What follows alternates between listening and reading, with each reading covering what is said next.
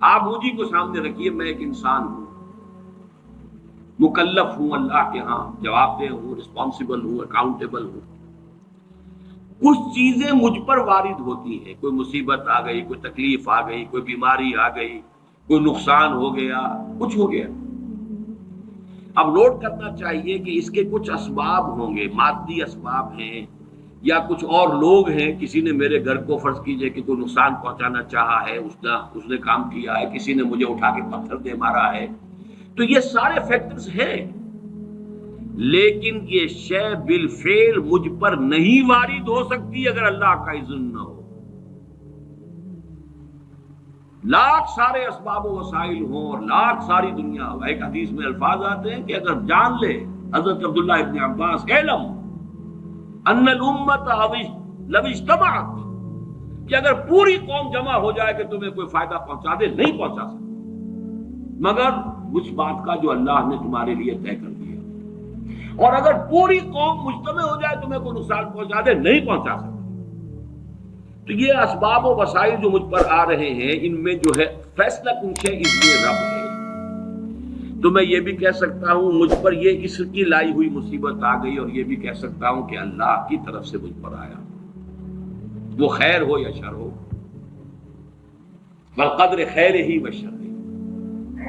بھلائی کسی نے کرنی چاہیے، اس کا مجھے احسان ماننا چاہیے، اس کا مجھے شکریہ ادا کرنا چاہیے، کوئی بدلہ دے سکتا ہوں تو دینا چاہیے، یہ دنیا کا معاملہ ہوگا۔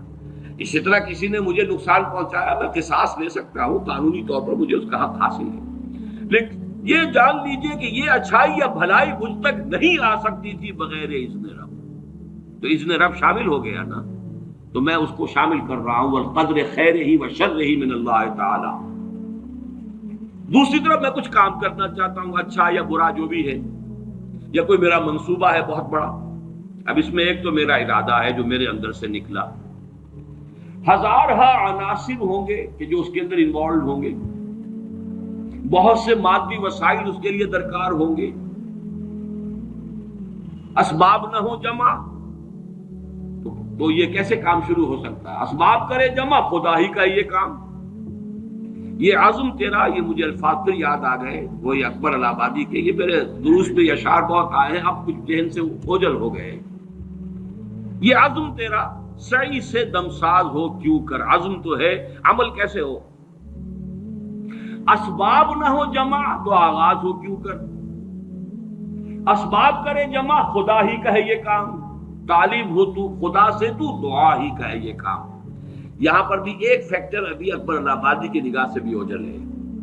دیکھیے میرا ایک عزم ہے، میرا ایک ارادہ ہے، اس کے لیے کوئی مادی وسائل، کچھ لوگوں کا تعاون درکار ہے، وہ بھی اللہ کے کنٹرول میں ہے، اللہ چاہے گا تو آئے گا۔ پھر بالآخر کسی شے کا پورا ہو جانا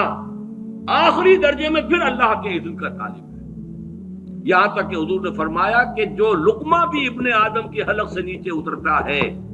اب وہ سارا آپ نے اس کے لیے کمائی کی، محنت کی، وہ کھانا پک گیا، آپ کی اہلیہ نے پکا لیا گھر پہ، اب یہ لقمہ اتر رہا ہے، اس وقت بھی اللہ سے اذن چاہتا ہے کہ میں اس کے حق میں غذا کا کام دوں یا زہر بن کر لڑ دوں۔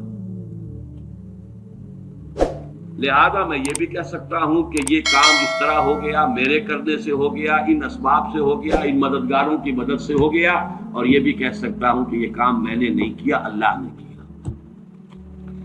صرف جو ہمیں تلقین کی گئی ہے وہ یہ ہے، خیر وجود میں آ جائے تو اسے اللہ کی طرف منسوب کرو۔ الحمدللہ الذی ہدانا لہذا وما کنا لنہتدی لولا ان ہدانا اللہ، قل حمد، قل شکر، قل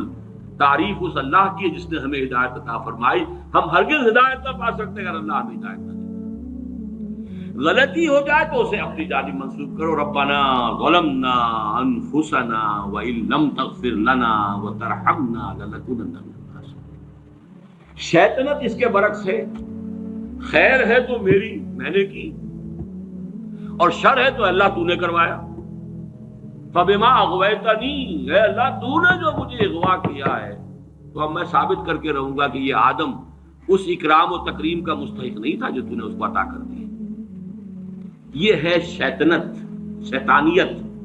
اور وہ ہے آدمیت۔ غلطی ہو، خرابی ہو، اپنی طرف منسوب کرو، اور اگر کوئی خیر ہے اللہ